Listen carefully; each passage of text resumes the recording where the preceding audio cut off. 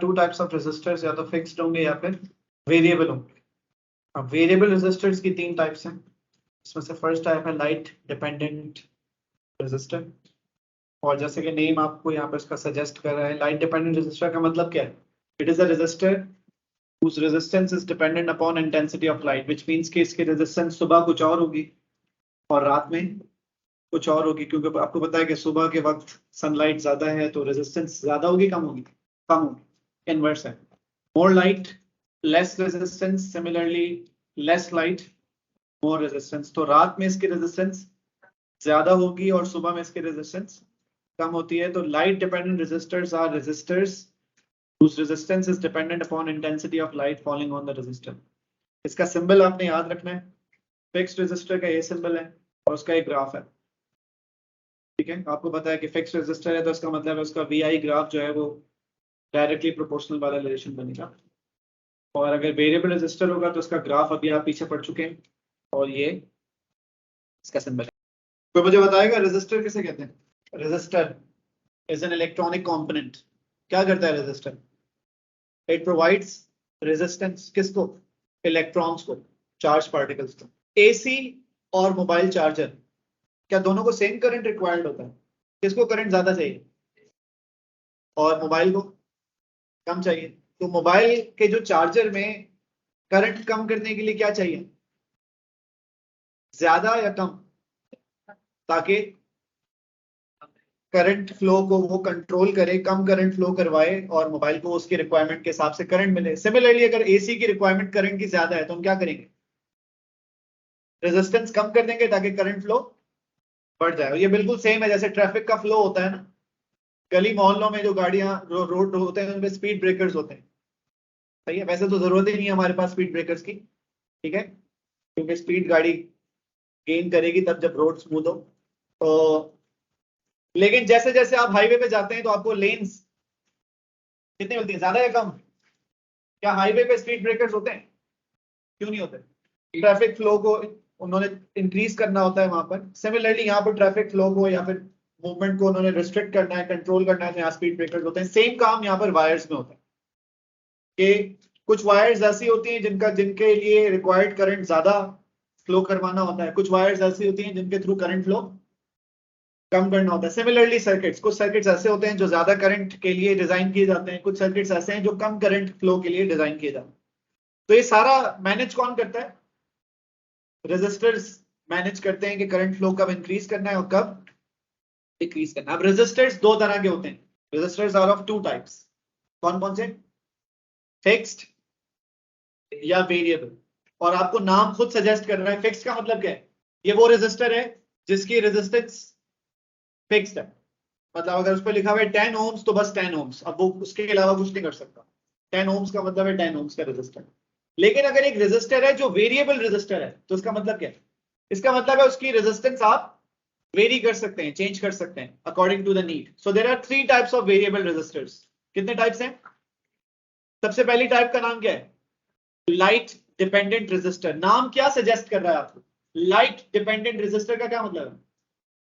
ये जो रेजिस्टर है इसकी रेजिस्टेंस लाइट पे डिपेंडेंट है। लाइट ज्यादा तो रेजिस्टेंस कम, और ये हम पढ़ चुके हैं ना लास्ट क्लास। और लाइट कम, इसका मतलब है रात में रेजिस्टेंस ज्यादा होगी और सुबह में रेजिस्टेंस कम होगी। ये बात समझ आ गई सबको? ये हो गया एलडीआर, लाइट डिपेंडेंट रेजिस्टर। जो दूसरा रेजिस्टर है वो थर्मिस्टर है। थर्म का मतलब पता है आप लोगों को? Therm, therm is heat. जैसे थर्मल फिजिक्स आपने पढ़ी है तो it is physics related to heat. Thermistor का मतलब है these are heat dependent resistors, सही है? सिंबल आपने साथ साथ याद रखना है, हर रेजिस्टर का सिंबल अलग है, याद होना चाहिए।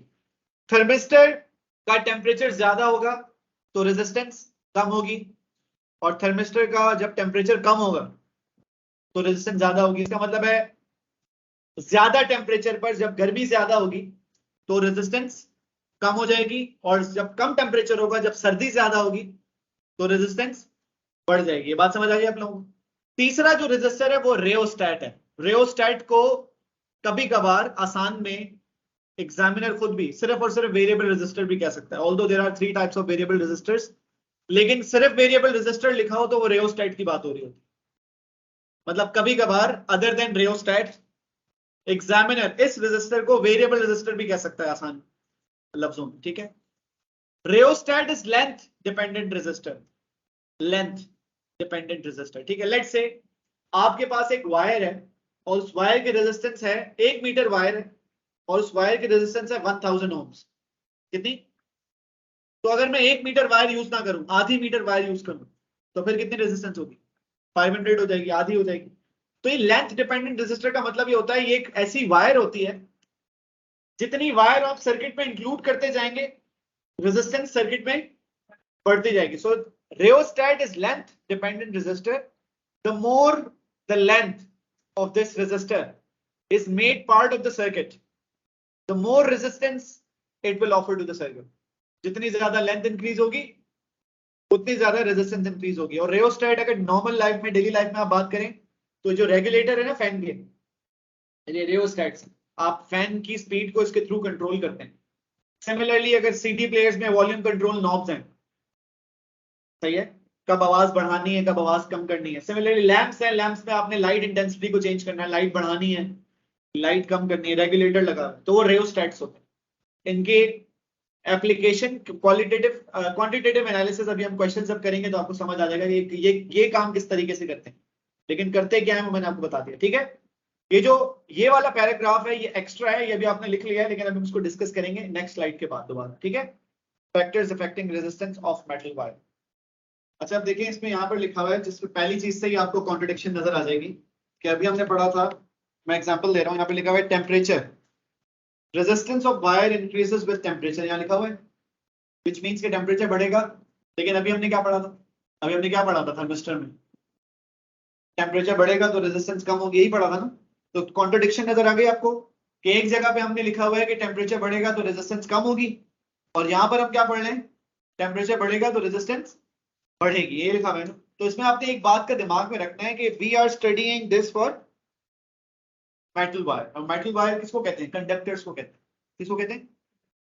थर्मिस्टर जो है वो सेमीकंडक्टर है, मतलब मटेरियल ही डिफरेंट है।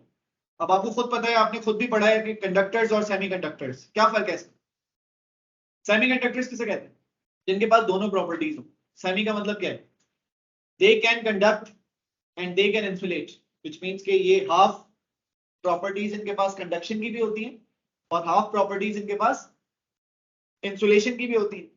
सेमीकंडक्टर्स जैसे एग्जांपल दे रहा हूं, सिलिकॉन, जर्मेनियम, सही है, ये वो एलिमेंट्स हैं या वो सब्सटेंसेस हैं जो कम टेम्परेचर पर, लेट्स से 0 केल्विन पर सेमीकंडक्टर्स कंडक्ट ही नहीं करते। 0 केल्विन टेम्परेचर पर सेमीकंडक्टर्स कंडक्ट नहीं करते क्योंकि उनके पास फ्री इलेक्ट्रॉन्स ही नहीं होते। जैसे जैसे टेम्परेचर बढ़ता है सेमीकंडक्टर्स के पास फ्री इलेक्ट्रॉन्स इंक्रीज होते जाते हैं, वो कंडक्ट करते जाते हैं। लेकिन जब हम बात करते हैं मेटल वायर्स की, मेटल वायर का मतलब है let's say copper, metal wires में किसकी एग्जांपल दे रहा हूं? कॉपर की। मेटल्स में फ्री इलेक्ट्रॉन्स का कॉन्सेप्ट ये नहीं है कि टेम्परेचर बढ़ेगा तो फ्री इलेक्ट्रॉन्स बढ़ेंगे, टेम्परेचर कितना भी हो, कॉपर वायर के फ्री इलेक्ट्रॉन्स कांस्टेंट रहते हैं, उसमें कोई इंक्रीमेंट या डिक्रीमेंट नहीं होता।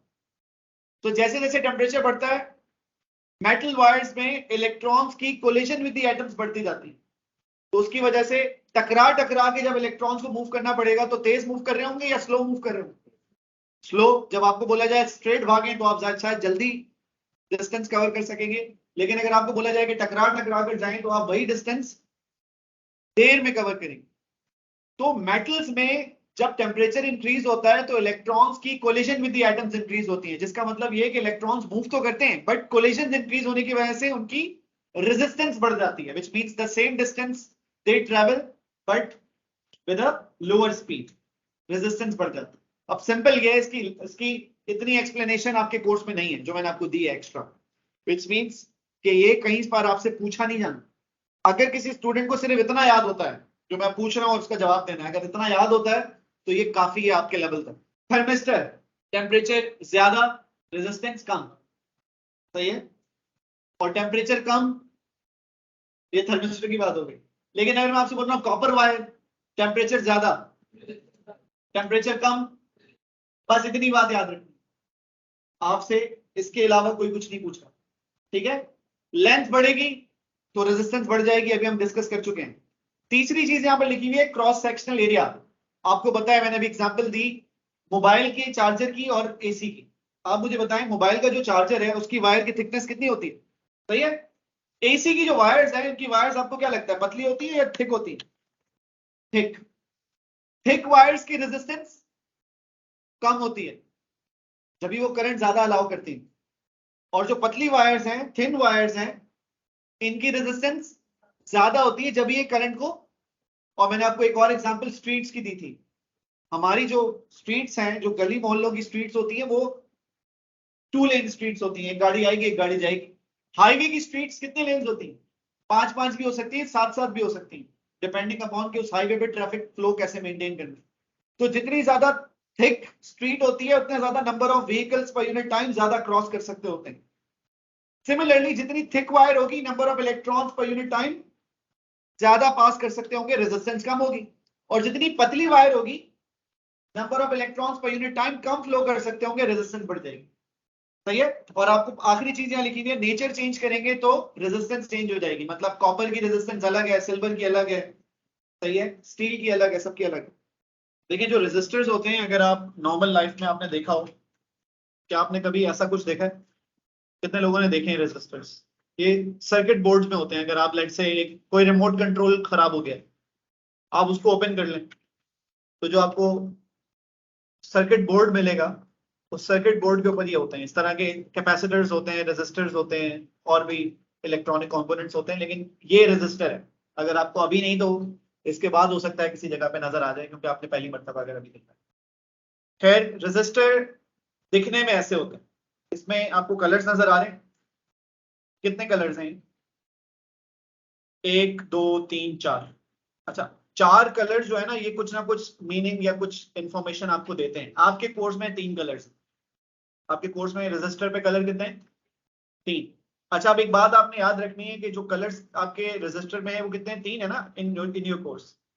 ना 3 से कभी ज्यादा होंगे, ना 3 से कभी कम होंगे। ठीक है। कोर्स में कितने कलर्स हैं? चौथे कलर की जो इन्फॉर्मेशन है वो आपके कोर्स का पार्ट नहीं है, उसको टॉलरेंस कहते हैं, वो आपके कोर्स का पार्ट नहीं है। तो हम चौथे कलर को तो छोड़ देते हैं। कितने कलर्स हो गए? 3 कलर्स हैं। 3 से ज्यादा भी नहीं होंगे और 3 से कम भी नहीं होंगे। ये बात समझ आ गई? अब ये जो कलर्स है ना, ये आपको इंफॉर्मेशन देते हैं कि जो रेजिस्टर है उसकी रेजिस्टेंस कितनी है। मतलब रेजिस्टर के ऊपर उसकी रेजिस्टेंस लिखी नहीं होती, कोड होता है। ये कोड है, ये जो कलर है इसको हम कहते हैं कलर कोड्स, इसलिए यहाँ पे लिखा हुआ है रेजिस्टर्स कलर कोड। ठीक है। और ये हर कलर का एक कोड है, और ये आपको गिवन होता है, ये आपने याद नहीं रखना। मतलब ये जब भी क्वेश्चन आएगा आपको एक कलर कोड गिवन हो, तो ये भी याद नहीं रखना। ब्लैक का क्या कोड है? इसी तरह से हर कलर का अपना एक कोड है। जैसे कि एक एग्जांपल यहाँ पर रेजिस्टर दिया हुआ है, इसमें 3 कलर्स हैं, कौन कौन से? ग्रीन, ब्लू और रेड। अच्छा, अब इसको अगर किसी ने रेड ब्लू ग्रीन पढ़ा ना तो गलत हो जाए। तो अब पढ़ने का सीक्वेंस क्या होगा? एंड से करीब जो कलर होता है ना वो पहले पढ़ते हैं। अब आप देखें, रेड एंड से दूर है या करीब है? रेड एंड से, रेड जो है वो एंड से, 2 एंड्स है ना, 2 एंड। अब 2 एंड्स में से मुझे बताएं एंड के करीब कलर कौन सा है? ग्रीन कलर करीब है और रेड कलर दूर है। आप देख सकते हैं रेड के बाद अच्छी खासी स्पेस है, जो करीब कलर है वो ग्रीन है। तो उसको इसलिए पहले कलर वो पढ़ते हैं जो एंड से करीब है। So we will read this colour code as green, blue और फिर रेड। ये बात समझ आ गई? अब हर कलर का अपना एक कोड है। ग्रीन का क्या कोड है? ग्रीन का कोड आपके पास 5 है, तो ग्रीन की जगह पर आपने लिख लिया 5। ब्लू का कोड क्या है? तो 6 आपने ब्लू की जगह पे लिख दिया। अब जो रेड है ना वो थर्ड कलर है। थर्ड कलर के लिए ये लाइन पढ़ लें, क्या लिखा हुआ है यहाँ पे? Third colour is not a number, it is number of zeros. मतलब जो तीसरा कलर है ना रेड, तो उसको कोई 2 नहीं लिखेगा। रेड का मतलब ये है कि आखिर में 2 जीरोस है। यस, अगर ये वायलेट होता थर्ड कलर, तो फिर 5 6 के बाद 0 0 0 0 0 7 जीरोस आ जाते। तो ये वाली बात क्या लिखी हुई है, जरा दोबारा पढ़ लें। Third colour is not a number, it is number of zeros. अब मैं आपको एक क्वेश्चन दे रहा हूं, आपने आंसर बताना जल्दी से। 8 7 0, 8 7 0। एक मिनट सुन लें, सब क्वेश्चन सुन लें फिर आंसर करना आप। 870 ओम्स का, 870 ओम्स का एक रेजिस्टर है। आप उसके कलर मुझे बता दें क्या होंगे। अब अगर आपका आंसर ये है ग्रे, वायलेट, ब्राउन, तो ये सही है। ये बात समझ आ गई? अब मैं आपसे पूछ रहा हूं 10 ओम्स का रेजिस्टर है, 10 ओम्स। ब्राउन, ब्लैक, ब्लैक सही आंसर दिया श्याम ने, वेरी गुड। अच्छा आपने, आमना क्या आंसर दिया था? ब्राउन, बताओ। तीनों ब्राउन, और मैंने अभी बताया था, क्या बताया था? कलर हमेशा तीन होंगे, ना तीन से कम होंगे ना तीन से ज्यादा होंगे, ये बात तो हमने कर ली है। तो अब तक ये दो कलर तो हो नहीं सकते। क्या आंसर है श्याम इसका? ब्राउन पहला कलर हो गया, ब्लैक दूसरा कलर हो गया। दोबारा से ब्लैक क्यों आ रहा है? क्योंकि तीसरा कोई जीरो है ही नहीं। अगर ये होता 100 ओम्स तो आंसर क्या होता? 100 ओम्स के लिए कलर बताएं। 100 ओम्स, ब्राउन, ब्लैक, ब्राउन करके देखो, आप देखें तो सही। जब आपका आंसर सुन के भी खुद ही मुस्कुरा जा रहे तो लिखो तो सही। 100 ओम्स के लिए कलर क्या बताया मैंने आपको? अब उसको देखें जरा, आपके आपने आंसर क्या दिया था या आंसर क्या है, तो फिर रिलेट करें ना, ताकि समझ में आए। क्योंकि क्वेश्चन ये थोड़ी होगा, हमने तो समझना है कि कॉन्सेप्ट क्या है। क्वेश्चन तो कुछ भी हो सकता है। ब्राउन, ब्लैक, ब्राउन सही है। ये 100 ओम्स के लिए बताया ना। 27,000 का बताएं, 27,000, 27,000। Red, violet, orange. ये बात समझ आ गई? इसका मतलब आपको समझ आ गया, ठीक है। हमेशा कलर्स कितने होंगे? ना तीन से ज्यादा होंगे ना तीन से कम होंगे। दूसरी बात, ये कलर कोड आपको गिवन होगा, ये टेबल आपको गिवन होगा। इसका मतलब है ये रटने की जरूरत नहीं है। याद क्या करना है, वो कॉन्सेप्ट है। कॉन्सेप्ट ये है कि जो पहले दो कलर्स हैं वो तो आपने लिख लिए कि जो नंबर, जो तीसरा कलर है ना, वो इंफॉर्मेशन नंबर की नहीं देता, नंबर ऑफ जीरोस की देता। तो अगर लेट से मैं आपसे बोलूं 340 ओम्स का एक रेजिस्टर है, 340 ऑरेंज, येलो और ब्राउन। लेकिन अगर किसी ने लिखा ऑरेंज, येलो और ब्लैक, तो क्या हो जाएगा? वो किस चीज का आंसर होना चाहिए? 34 का होना चाहिए। ऑरेंज, येलो और ब्लैक अगर कोई लिखता है तो उसका मतलब है वो 340 को रिप्रेजेंट नहीं कर रहा, वो 34 को रिप्रेजेंट कर रहा। क्लियर हो गई बात? कितने लोगों को क्लियर है यहां तक सब कुछ? इलेक्ट्रिसिटी इंटरेस्टिंग टॉपिक है या नहीं है ना? इसीलिए ग्रेड 11 में है ना ये। तो अच्छा, अगर किसी को एक मैं आपको सिर्फ रिलैक्स करने के लिए एक बात बता रहा हूँ कि जो चीज आपको हो सकता है पहली क्लास में ना समझ आए, उसमें कुछ ना कुछ परसेंटेज, जब भी मैं हमेशा पूछता हूँ 100 में से कितना समझ आया, कुछ लोग बोलते हैं 40% समझ आया, 50% समझ आया, 80% समझ आया। तो जो परसेंटेज रह जाती है ना, वो जब भी हम दोबारा रिवाइज करते हैं वो थोड़ा सा फिलअप होती जाती है, ठीक है। तो अगर आपको किसी जगह पे कंफ्यूजन होगी तो कंफ्यूजन होना अच्छी बात है, लेकिन उसको फिर सोचें या उसको डिस्कस करें। मतलब नेक्स्ट क्लास में जब भी आए तो एटलीस्ट कोई क्वेश्चन लेकर आए या उस पर थोड़ा सा अपनी मेहनत करके आए, ठीक है। यहां तक क्लियर हो गया सबको? ये कॉपी करें। चैप्टर है डीसी सर्किट्स, चैप्टर नंबर 3। अच्छा, चैप्टर 2 और चैप्टर 3 मैंने आपको पहले बताया था हम एक साथ पढ़ते हैं, क्योंकि इसके क्वेश्चंस मिक्स होके आते हैं। तो चैप्टर 2 हमारा एंड हो गया है, हम इसी के साथ चैप्टर 3 डीसी सर्किट्स को शुरू कर रहे हैं, क्योंकि ये रिलेटेड है चैप्टर 2 की अंडरस्टैंडिंग से। और इसके नोट्स भी इसीलिए साथ लिखने हैं आपने, उसी के साथ कंटिन्यूएशन में सिर्फ चैप्टर का नाम डालें और शुरू करें चैप्टर 3 डीसी सर्किट्स। सर्किट किसे कहते हैं? A closed passage, a closed path for the passage of electric current. Circuit का क्या मतलब है? एक ऐसा रास्ता, क्लोज रास्ते का मतलब है इसमें कोई गैप, कंटिन्यूएशन। तो circuit means a closed path और the passage for the flow of electrons. एक ऐसा क्लोज्ड रास्ता जिसमें इलेक्ट्रॉन्स ट्रेवल कर सकें, मूव कर सकें। तो फिर आप उस रास्ते को, उस कंप्लीट रास्ते को सर्किट कह सकते हैं, ठीक है। क्लियर होगी बात? सर्किट दो तरह के होते हैं, कौन कौन से? एक होता है सीरीज सर्किट और एक होता है पैरेलल सर्किट। सीरीज सर्किट किसे कहते हैं? सीरीज सर्किट में करंट के पास एक से ज्यादा ऑप्शंस नहीं होते। सर्किट में करंट कौन फ्लो करवाता है? रिस्पॉन्सिबल कौन सा इलेक्ट्रॉनिक कंपोनेंट है for the flow of current? Battery, power supply. अगर पावर सप्लाई या बैटरी ना हो तो करंट फ्लो नहीं करेगा।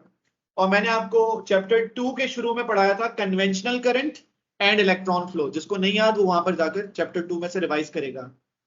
कन्वेंशनल करंट की डायरेक्शन थी फ्रॉम पॉजिटिव टू नेगेटिव, और हम सर्किट में कैलकुलेशंस के लिए कन्वेंशनल करंट डायरेक्शन को ही ऑप्ट करते हैं। तो अगर मैं आपसे यहां पूछूं कि इस सर्किट में करंट फ्लो की डायरेक्शन क्लॉकवाइज है या एंटी क्लॉकवाइज है? एंटी क्लॉकवाइज है, पॉजिटिव टू नेगेटिव। पॉजिटिव बड़े वाले टर्मिनल को कहते हैं और छोटा वाला टर्मिनल नेगेटिव होता है। इस सर्किट में मुझे बताएं, करंट के पास एक से ज्यादा ऑप्शंस अवेलेबल है या नहीं है? नहीं है। करंट पॉजिटिव टर्मिनल से निकलेगा और नेगेटिव टर्मिनल तक जाएगा और उसके पास कोई भी और ऑप्शन अवेलेबल नहीं है। तो इस सर्किट को हम क्या कहेंगे? Series circuit, because there is only one path for the flow of current. ये बात समझ आ गई? अब जो सीरीज सर्किट है उसमें मुझे बताएं, अगर करंट के पास एक से ज्यादा रास्ता नहीं है तो जितना करंट बैटरी सप्लाई कर रही है वही करंट थ्रू R1 भी फ्लो करेगा और वही करंट थ्रू R2 भी फ्लो करेगा। सो कैन आई से कि total current is equal to current through R1 and current through R2, मतलब IT, I1 और I2 सबकी वैल्यूज सेम होंगी। ये बात समझ आ गई आपको या नहीं आई? सीरीज सर्किट में करंट सेम होगा, जो करंट बैटरी का है वही करंट इंडिविजुअल इलेक्ट्रॉनिक कंपोनेंट का होगा। Is this clear? दूसरी बात, रेजिस्टर सीरीज में लगे हुए पैरेलल में लगे हुए? तो सीरीज में रेजिस्टर्स ऐड करने के लिए अभी हम पढ़ चुके हैं लास्ट क्लास में कि टोटल रेजिस्टेंस निकालने के लिए इंडिविजुअल रेजिस्टर्स की रेजिस्टेंस को ऐड करते हैं। मतलब अगर एक 10 ओम्स का और एक 5 ओम्स का है और हम पूछ रहे हैं टोटल रेजिस्टेंस बताएं, तो आप क्या बताएंगे? 15। तो इसका मतलब है सिंपली आप दोनों की रेजिस्टेंसेस को ऐड कर लें तो आपको टोटल रेजिस्टेंस पता चल जाएगी। ये बात समझ आ गई? आखिरी चीज ये भी हम पढ़ चुके हैं, total voltage which is EMF is equal to sum of potential differences. मतलब इसका वोल्टेज और इसका वोल्टेज, इन दोनों के वोल्टेजेस को अगर आप ऐड कर लेते हैं तो आपको टोटल वोल्टेज मिल जाएगा। लेट से अगर ये 5 वोल्ट है और ये 2 वोल्ट है तो टोटल वोल्टेज कितना होगा? 7 वोल्ट होगा। तो ये तीन बातें अब आपने नहीं भूलनी सीरीज सर्किट की। तीन बातें क्या है? Current will be same through out the circuit, whatever current is provided by the battery will be the same when it is passing through any electronic component connected in series to the circuit. Is this clear or not? Second understanding kya hai? If the resistors are connected in series and you want to find out the total resistance, what will you do? You will just add the individual resistances of the resistors that are given, which means if there are two resistors of 10 and 5 ohms respectively, then you have 15 ohms resistance as a combination. Clear? Understanding number 3 kya hai? If you want to find out the total voltage, which is EMF of the circuit, what will you do? You will just add the individual voltages. जो voltage R1 का है, जो voltage R2 का है, उसको आप add कर लें और आपको पता चल जाएगा कि सर्किट का टोटल वोल्टेज कितना है। अगर एक का 5 है दूसरे का 2 है तो सर्किट का टोटल वोल्टेज 7 हो जाएगा। क्लियर हो गई बात? यहां तक कोई मसला किसी को?